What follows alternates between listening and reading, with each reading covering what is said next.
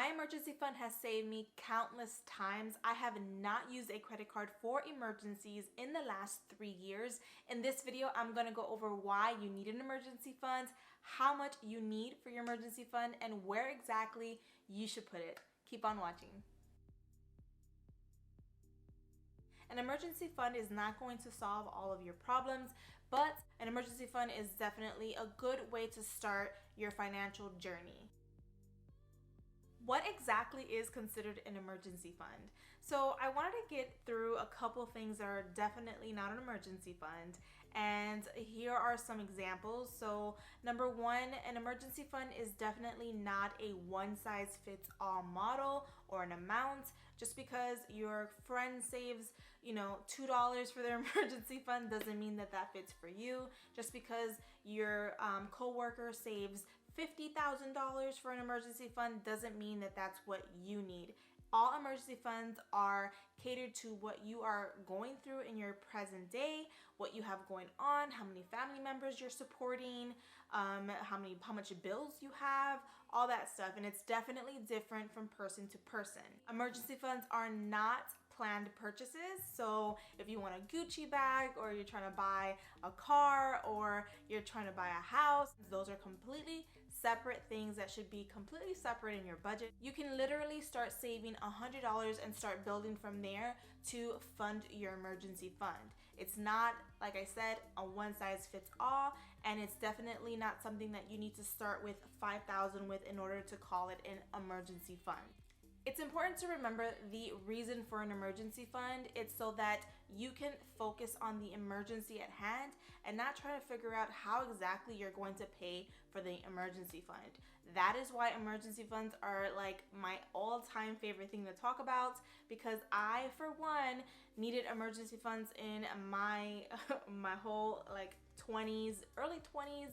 I could have definitely used an emergency fund for many occasions, and I was too busy trying to figure out how I was going to get the money than try to figure out how I was going to deal with the emergency.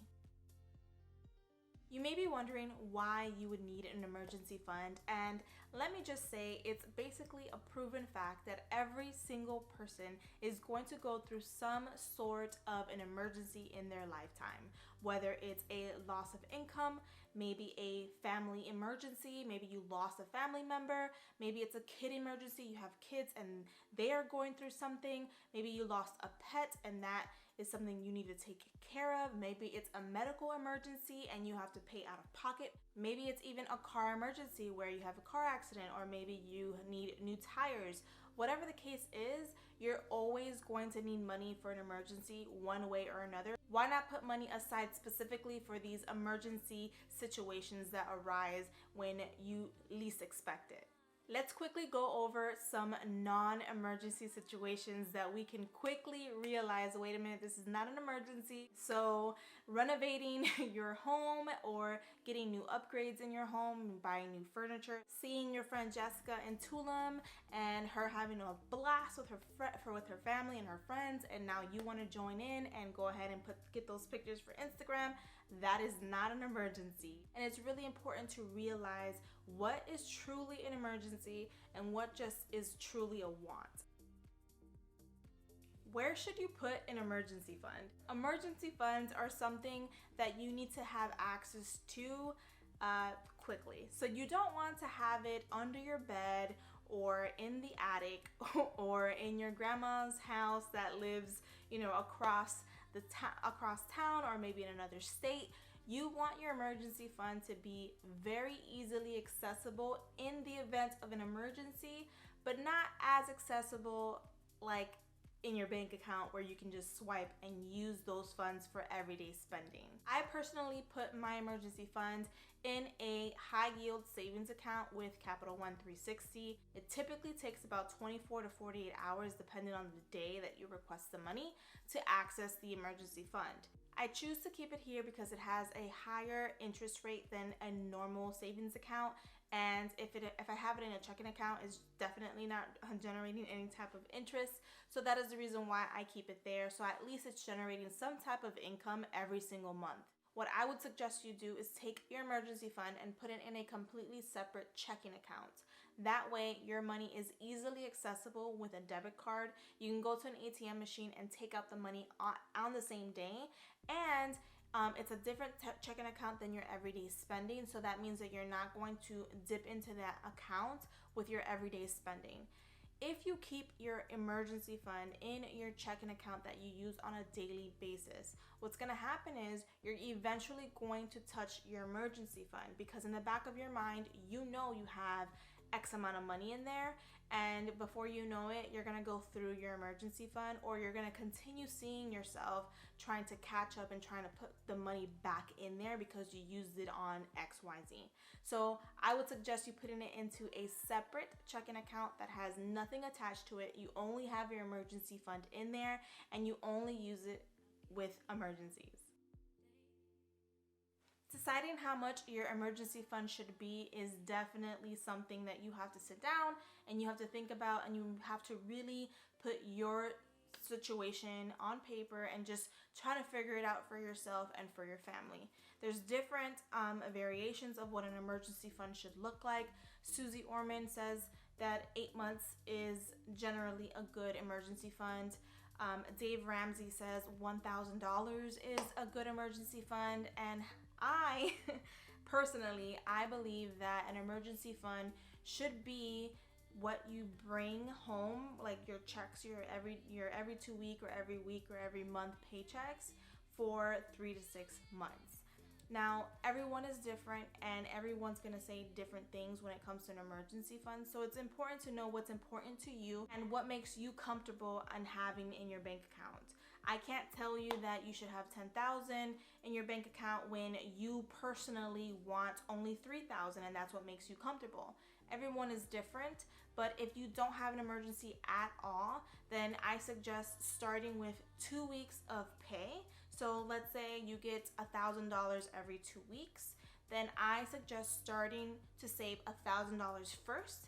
And then once you get that first $1,000, then you start saving another $1,000 and working your way up that way so that you can have at least 3 to 6 months of income. I don't think having 3 to 6 months of expenses is an emergency fund or, an emergency fund, because your expenses are only one part of your lifestyle. That means that you will be very uncomfortable within those 3 to 6 months. And granted, yes, if you lose an income, then you want to be very uncomfortable and only waste what you need. That's 100% true. But I'd rather have more money in my bank account, which will probably take me a little bit longer to save. But at the same time, at least I have 3 to 6 months of true income in a savings account. And at the end of the day, I utilize a zero-based budget. So at the end of every single budget, when I get paid, I have I come down to $0. So in that mentality, I'm thinking, okay, well, you know what? 3 to 6 months of income should be my personal emergency fund. If you don't have an emergency fund just yet, it's very easy to start saving the money for an emergency fund. It's really not that hard, and what people think it's like so hard, because what they do is they put a huge number, 3 to 6 months or 12 months of expenses, and they're like, how am I supposed to save $20,000 or whatever the case is? Start very small. Start with a small number like $1,000 and then work your way up from there. Me personally, I started my emergency fund with $1,000 from my tax return. So 1 year I got my tax return, I took $1,000 out of it and put it aside for my emergency fund, and I started from there. Currently, my fiance and I are saving 2 weeks worth of income for him and I this year. So at the end of December, we should have 2 weeks of income for both him and I. And we are doing this just by paying $60 every 2 weeks in a different savings account. And at the end of the year, we'll have an extra 2 weeks of income to put toward our emergency fund. And the reason why we're doing it slowly is because we do have debt. We are saving money in other areas of our life. We are trying to lower our costs and lower our expenses all at the same time. So it's basically a huge picture that we're trying to generate, but Like I said earlier, deciding how much your emergency fund should be totally up to you. It should not be cookie cutter. Don't take your friend or your family member's emergency fund number and apply it to your life. Sit down with your family and figure out what works for you and your family, or if you're single and you're by yourself, then try to figure out what's best for you and what will work best for you in an emergency situation. Emergency funds will ultimately prevent you from creating or stacking on more debt. If you don't have debt to begin with, emergency funds will prevent you from creating debt in the first place. It doesn't matter what your monthly income is or what your yearly income is. Emergency funds are for everyone, and everyone requires an emergency fund at some point in their life. So go ahead, get started if you haven't done so already. If you have any questions, put them in the comments down below. I would be glad to help anyone who is starting out their emergency fund or have questions. If you haven't subscribed already, go ahead and press the red button along with the notification bell so that you don't miss any more of my future videos. Until next time, guys, thank you for watching. Bye.